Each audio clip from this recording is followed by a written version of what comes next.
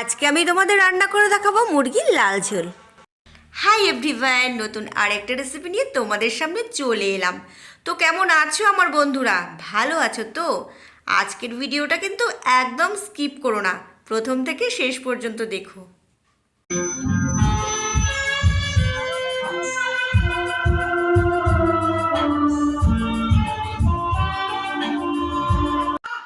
আমি নিয়েছি 500 gram chicken, ধুয়ে পরিষ্কার করে নিয়েছি। আর তোমরা হয়তো ভাবছো আমি হলুদ দিয়ে দিয়েছি, আমি কিন্তু হলুদ দিইনি। সামান্য হলুদ নুন দিয়ে ভালো করে ধুয়ে নিয়েছি। এবার আমি এর মধ্যে দিয়ে দেব 1 চামচ পেঁয়াজ বাটা, 1 চামচ আদা রসুন বাটা, দিয়ে দেব লঙ্কার গুঁড়ো,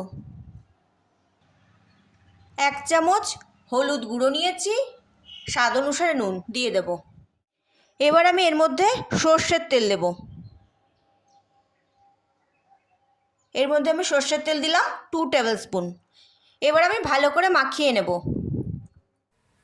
চিকেন ম্যারিনেট করে নিয়েছি, ঢাকা দিয়ে রেখে দেবো 20 মিনিটের জন্যে। কড়াই বসিয়ে দিয়েছি, কড়াই গরম হয়ে গেছে, দিয়ে দিলাম সর্ষের তেল। তো সবার প্রথমে আমি আলু ভেজে নেব।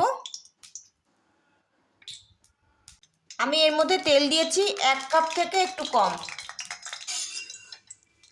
তেল গরম হয়ে গেছে, আলু ভেজে নেব। আমি 4টে আলু দুভাগ করে কেটে নিয়েছি।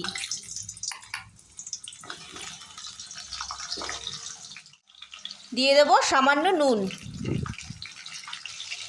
সামান্য হলুদ গুঁড়ো দিয়ে দেব।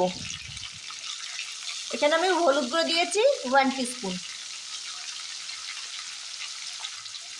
এবার আমি আলু ভালো করে ভেজে নেব। এখন আমি গ্যাসের ফ্লেম হাই রেখেছি। আলু ভাজা হয়ে গেছে, তুলে নেব।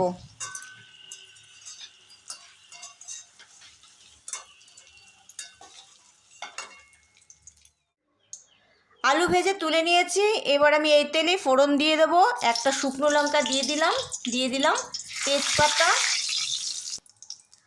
2টো এলাচ, 2টো লবঙ্গ, 1 টুকরো দারচিনি থেতো করে নিয়েছি, দিয়ে দিলাম। আমি গ্যাসের ফ্লেম মিডিয়াম টু লো রেখেছি। এবার আমি দিয়ে দেবো পেঁয়াজ কুচি, 2টো মিডিয়াম সাইজের পেঁয়াজ ভালো করে কুচিয়ে নিয়েছি, দিয়ে দিলাম। পেঁয়াজ লাল করে ভেজে নিতে হবে। আমি পেঁয়াজ খুব বেশি লাল করে ভাজবো না। দিয়ে দেবো সামান্য লঙ্কার গুঁড়ো, দিয়ে দেবো 1 চামচ জিরের গুঁড়ো, 1 চামচ জিরের গুঁড়ো দিয়ে দিলাম। দিয়ে দেবো টমেটো, আমি একটা টমেটো টুকরো করে কেটে নিয়েছি। আমি কষিয়ে নেব ভালো করে। গ্যাসের ফ্লেম মিডিয়াম টু লো রেখেছি। ভালো করে কষিয়ে নিয়েছি। আর দেখো মশলা থেকে তেল ছেড়ে দিয়েছে। এবার আমি ম্যারিনেট করে নেওয়া চিকেন দিয়ে দেবো।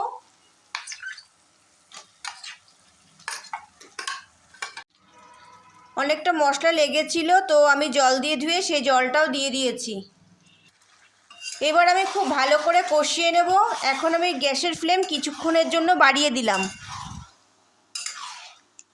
এই রান্নায় টমেটো খুব একটা ইউজ হয় না, তবে আমার টমেটো যেহেতু ভালো লাগে তো আমি দিয়েছি। তোমরা কিন্তু চাইলে টমেটো স্কিপ করতে পারো।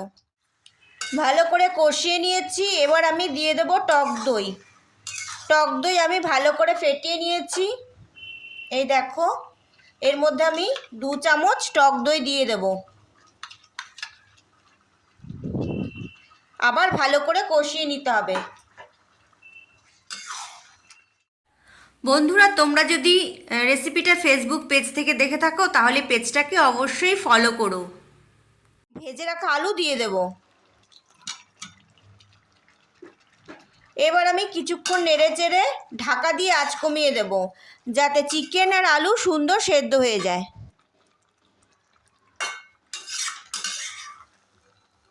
ঢাকা দিয়ে দিলাম। কিছুক্ষণ পর ফিরে এলাম, ঢাকা সরিয়ে নেব। আগে আমি ঢাকা সরিয়ে দুবার নেড়ে দিয়েছি।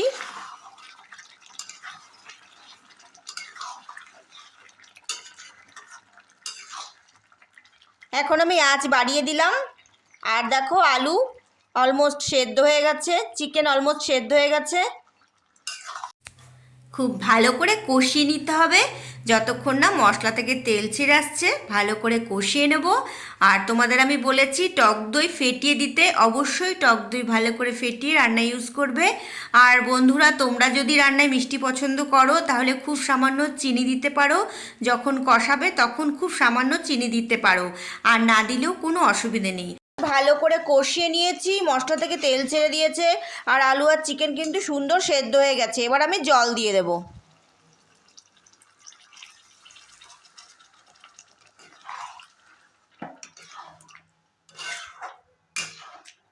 আঁচ বাড়িয়ে ভালো করে ফুটিয়ে নিতে হবে। ফুটিয়ে নিয়েছি, গরম মশলা গুঁড়ো ছড়িয়ে দেব। 1 টিস্পুন গরম মশলা গুঁড়ো নিয়েছি, মিশিয়ে নিলাম। গ্যাস অফ করে দেব।